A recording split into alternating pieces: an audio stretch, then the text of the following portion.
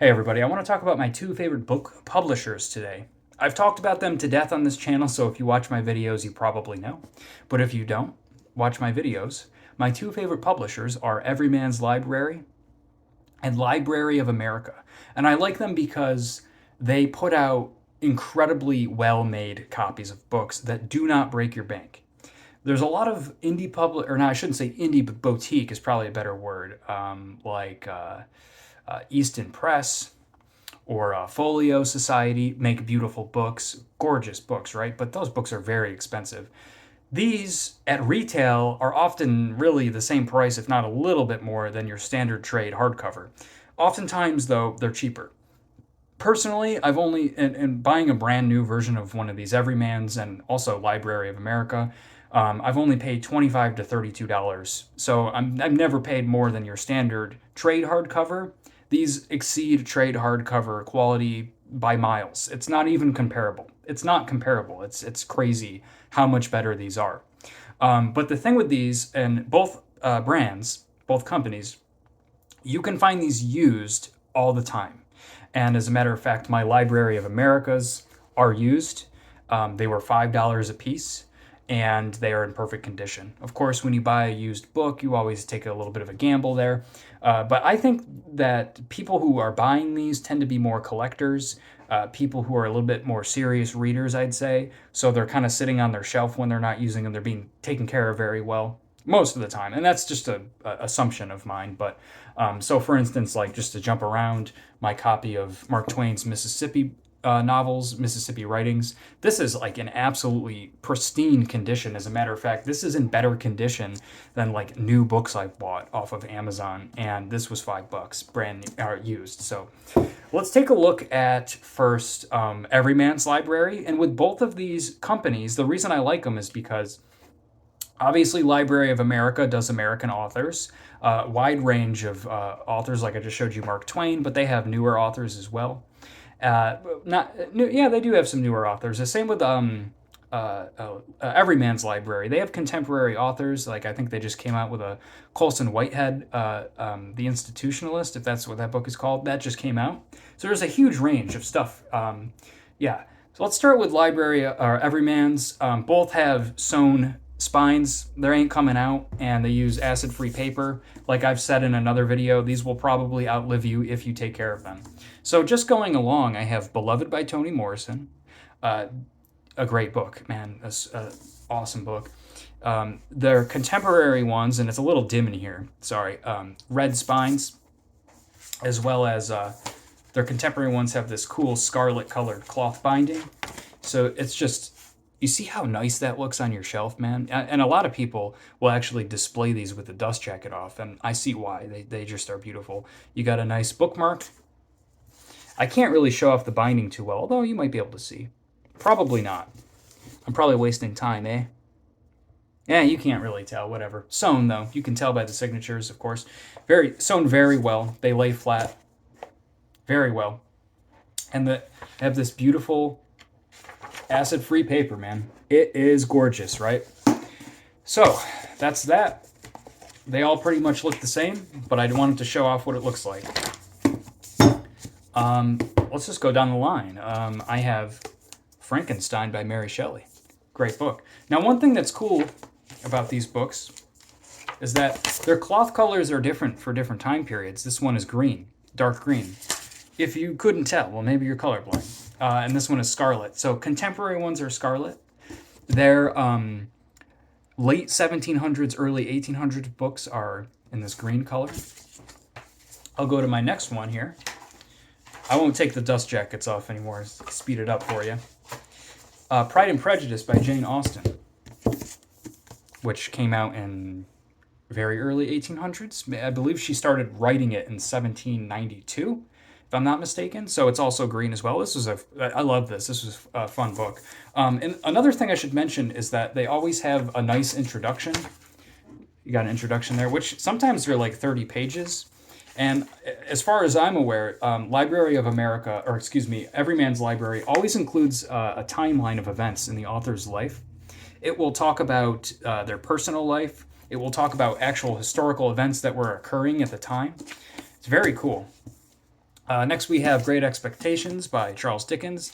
This one comes in a cool darker burgundy color to indicate Victorian era novels. Haven't read that yet. And then my last one here is Count of Monte Cristo by Charles Dumas, or excuse me, Alexandre Dumas, right? Yeah, sorry.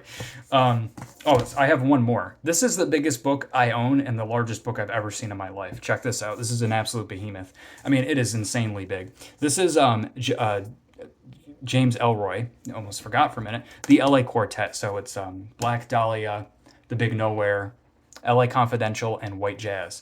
And it's all four of those novels in here. And this is huge. It's like 1,400 pages. And again, the thing about these books, you think you get a 1,400 page book and it's going to start getting screwed up. No, this thing is, these are fine, man. Let's go to Library of America. They are a little bit smaller, as you can see.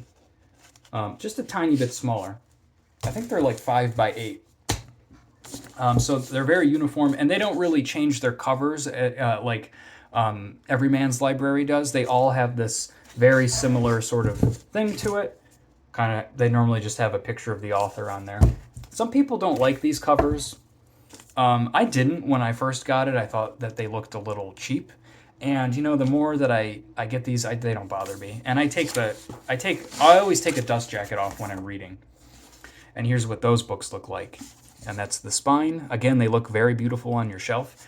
In terms of quality, they're both excellent. They're my favorite publishers for a reason, but Library of America edges out a little bit. Their books are a little more expensive at retail cost, but they're just slightly nicer. The cloth cover is slightly nicer.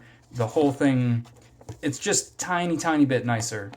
I don't know, what do you call this? A frontispiece? Is that what that's called?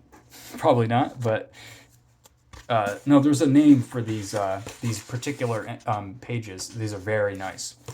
And again, here's what their books look like on the inside. The text actually isn't, it may look a little small. It's not. Very readable, all of these, including the larger books, those two behemoths I have, very readable. The only downside with Library of America is they have very thin paper when the books get around the 1,000-page mark. So this is Charles Portis. This is like 1,100 pages, and it sure doesn't look like that, right? Looks like it's like 500 pages. The paper is really thin.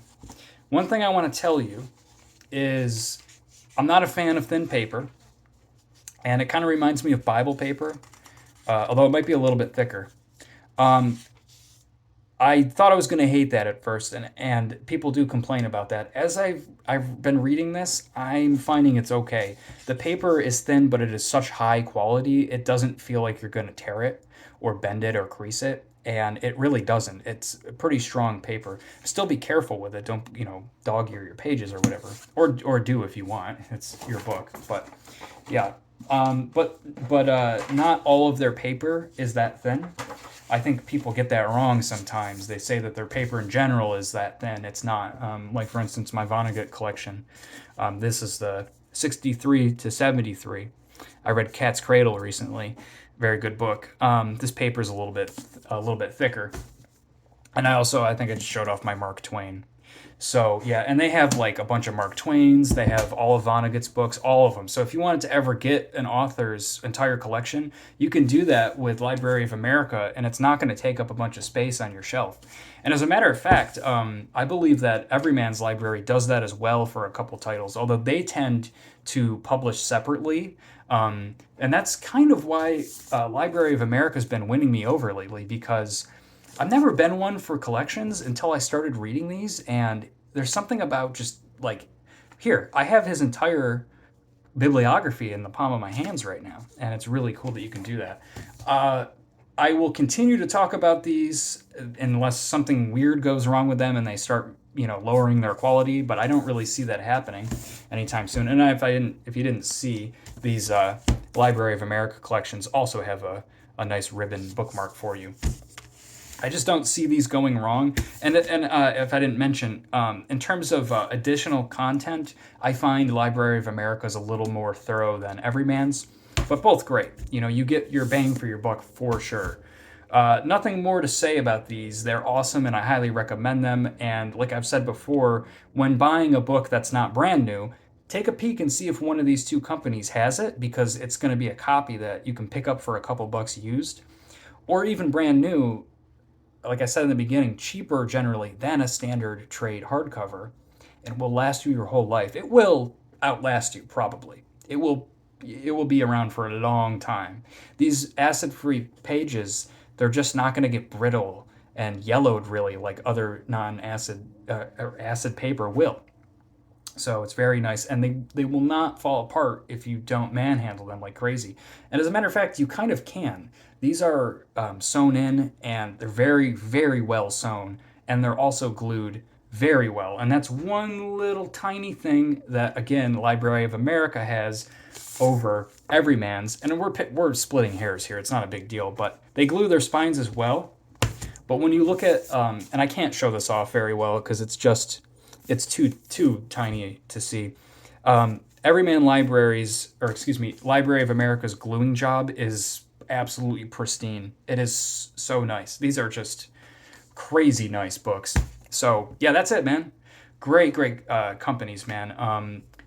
Everyman's is a offshoot of Penguin Random House, and Library of America is like its own thing. I think they have a parent company, but they're kind of like their own publisher. And I think they actually started in the '70s with some government money. So yeah, I don't know what the deal is with these guys, but Everyman's been around for a very long time. What's your favorite publisher? I also like was it Farrar, Straus and Giroux? I think that's how you pronounce that one. They tend to make really nice quality books. All publishers have varying quality though these days. Some like Penguin Random House has some really high quality books, and they have some books that just fall apart. And book quality in general, I find, is going way down. Books are getting super expensive.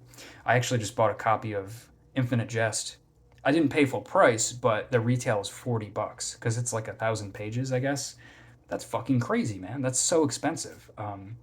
And yeah, I don't know, man. The quality's kind of getting worse. So these are nice to have, as you don't really have to think about it. And some people don't care. They just get a book and they don't really even think about that. The book falls apart, whatever. But I can't stand that when my books are falling apart. That's why I try to stay away from paperbacks as much as they're comfortable to read, because I just find they fall apart these days. They really do. Anyways, though, that's it. I just wanted to share that with you and get that out there. Everybody have a great day and peace out.